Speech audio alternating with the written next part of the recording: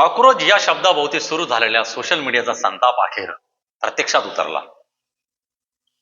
दिल्ली येथील जंतर मंतर या ठिकाणी भारताच्या प्रत्येक राज्यातून आलेला युवक या ठिकाणी आपला संताप व्यक्त करीत होता. तो म्हणजे कॉक्रोच जनता पार्टीच्या माध्यमातून. कॉक्रोच जनता पार्टीचा निर्माण होण्यापूर्वी मी संतोष सिरसाडा, आपण पाहतात 39 न्यूज नंदुरबार. अभिजित दिपके नावाचा एका युवकाने कॉक्रोच जनता पार्टीचे निर्माण केले. त्यामागची पार्श्वभूमी जर आपण बघितली तर सुप्रीम कोर्टाचे न्यायाधीश माननीय सूर्यकांत यांनी काही दिवसापूर्वी एक टिप्पणी केली होती. त्या टिप्पणीत ते युवकांना असं संबोधतात की भारतीय व्यवस्थेमध्ये अनेक युवक हे बेरोजगार असून हे एक झुरळ सारखे जीवन जगतात. ते झुरळ आहेत, एवढंच नव्हे तर ते पॅरासाइट, परग्रही आहेत. अशी टिप्पणी माननीय सूर्यकांत यांनी काही दिवसांपूर्वी केली आणि त्याचाच एक संतापाचा भाग म्हणून युवकांमध्ये एक संतापाची लाट पसरली आणि हा उद्रेक जंतर मंतर या ठिकाणी पाहायला मिळाला. याचे मुख्य कारण म्हणजे युवकांना संबोधलेलं झुरळाची दिरडी जी उपमा आणि या उपमेतून सोशल मीडियावर कॉक्रोच जनता पार्टीचे निर्माण होऊन या कॉक्रोच जनता पार्टीला 22 मिलियन लोकांनी फॉलोअर्स केलं, म्हणजे युवकांनी फॉलोअर्स केलं आणि त्यातच हा विषय चर्चेचा झाला. ही पार्टीचं अवघ्या 15 दिवसापूर्वी निर्माण झालं आणि या पार्टीने खऱ्या अर्थाने एक प्रत्यक्षात आंदोलन देखील केलं. हे आंदोलन म्हणजे जंतर मंतर या ठिकाणी प्रत्यक्षात आंदोलन करून यांनी सर्वप्रथम मागणी केली, ती म्हणजे शिक्षण मंत्री यांचा राजीनामा. तो का? तर त्याचं कारण होतं काही दिवसापूर्वी झालेल्या नीटची जी परीक्षा झाली त्या परीक्षेमध्ये पेपर फुटला, पेपर लीक झाला आणि त्याच्यामुळेच हा संताप युवकांमध्ये दिसून आला आणि त्याचाच एक भाग म्हणून या आंदोलनामध्ये त्याचं रूपांतर झालं. जवळपास 22 लाख विद्यार्थ्यांनी नीट परीक्षा दिलेली होती. या परीक्षेची पूर्वतयारी करीत असताना वर्ष 2-2 वर्ष विद्यार्थी अभ्यास करतो. स्वतःला तो 1-2 वर्ष अभ्यासा व्यतिरिक्त काही करत नाही. तो स्वतःला कोंडून घेतो आणि 1-2 वर्ष अभ्यास करून ज्यावेळेस पेपर येतो आणि त्या पेपरमध्ये तो लिहित असताना चांगला जर पेपर गेला आणि तो पेपर चांगला गेल्यानंतर अशी बातमी येते की हा पेपर फुटला आणि हा पेपर फुटल्यामुळे शासनाने हा पेपर रद्द केला. त्यामुळे अत्यंत गंभीर परिस्थिती या युवकांमध्ये निर्माण होऊन अत्यंत उद्रेक आणि संतापाची भावना निर्माण होते. याचाच फायदा घेत अभिजित दिपके यांनी अमेरिकेत राहून एक सोशल मीडियावर कॉक्रोच जनता पार्टीचं निर्माण केलं आणि या कॉक्रोच जनता पार्टीला युवकांनी हजारो नाही तर करोडो युवकांनी प्रतिसाद देत ह्या अभिजित दिपके नावाच्या अभिजित दिपके यांना सपोर्ट केला, समर्थन दिलं.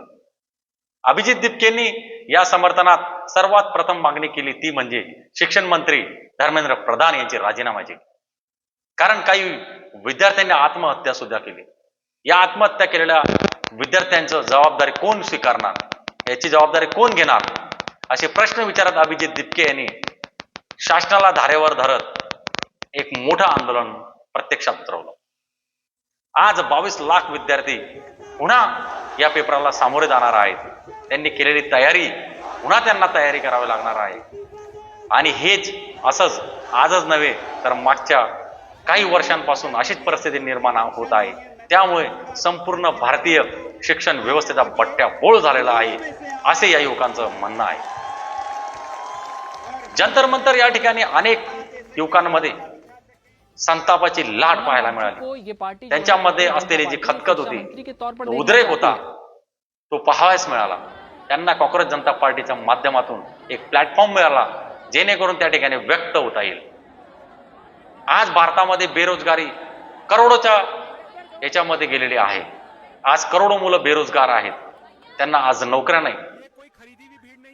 लाखो रुपये खर्च करून शिक्षण घेऊन सुद्धा त्यांना आज नोकरीची प्रतीक्षा करावी लागते. कंपन्यांमध्ये इकडे तिकडे भटकंती करावं लागते, तरी देखील नोकऱ्या मिळत नाही आणि शासनाने तर सरकारी नोकऱ्याच बंद केल्यात.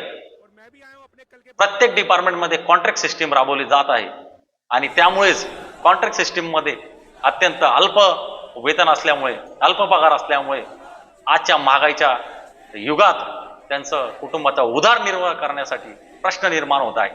आणि त्यामुळेच हा संपूर्ण भारतामध्ये असलेली ही खतखत, या युवकांमध्ये असलेला हा संताप, उद्रेक काँग्रेस जनता पार्टीच्या माध्यमातून दिल्ली या ठिकाणी झाला. प्रमुख मागणी या काँग्रेस जनता पार्टीची शिक्षण मंत्री यांचा राजीनामा त्वरित घ्यावा, तात्काळ घ्यावा, अन्यथा आम्ही अजून हे आंदोलन तीव्र करू, अशी सुद्धा या ठिकाणी भाषा बोलली गेली. सीबीएसईचे पेपर लीक झाले, टीईटीचे पेपर लीक झाले, अशा अनेक परीक्षांचे पेपर जर लीक होत असेल तर मग शिक्षण व्यवस्था करते काय, शासन करते काय? म्हणून हा उद्रेक जंतर मंतर या ठिकाणी पाहावयास मिळाला. हा युवकांमध्ये असलेला संताप का म्हणून आहे याची समीक्षा जर आपण केली तर जी व्यवस्था आहे, जे शासन आहे, हे शासन व्यवस्था याला जबाबदार आहे आणि त्याच्यामुळे हा उद्रेक दिसायला मिळतो. येणाऱ्या काळामध्ये अशी जर परिस्थिती असली तर काँग्रेस जनता पार्टी सारख्या अनेक पार्ट्या जन्म घेतील, अनेक युवक रस्त्यावर उतरतील आणि शासनाच्या विरोधामध्ये अत्यंत मोठं आंदोलन करतील, असं दिसून येत आहे.